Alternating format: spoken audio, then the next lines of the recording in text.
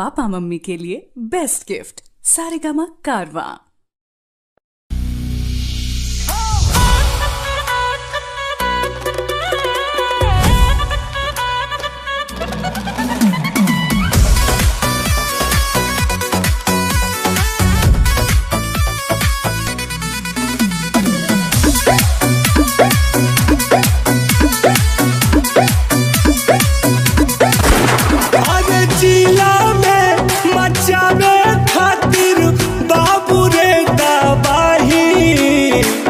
बुझाई दे सुन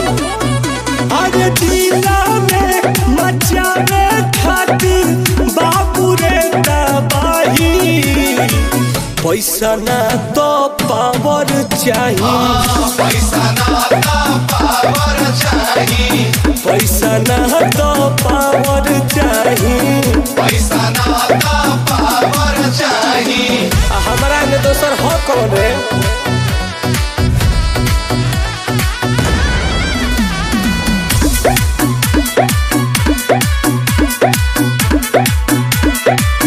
सब रुपये के तो खेल बाटे रुपये से जेल बेल बाटे भैया के आगे सब फेल बाटे सीधे अंबानी से मेल बाटे एकदम सही कहता हूँ भाई हमारा से कौन बरियार मालादार बाटे घर ही में लक्ष्मी जी के बहुत रोजे धार बाटे पता कले अरे बड़े बड़े नेता लोग के करे खाती घाई पैसा ना तो पावर चाहिए पैसा ना तो पावर चाहिए पैसा ना तो पावर चाहिए पैसा ना तो पावर चाहिए हमर नाम काम दोनों ब्रांड रे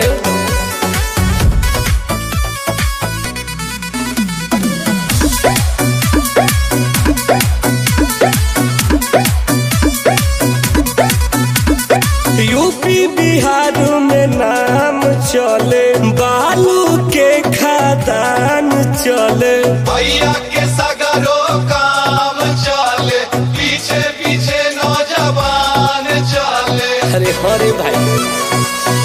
टुनु नगेंद्र आदर्श बड़ी भारी हवे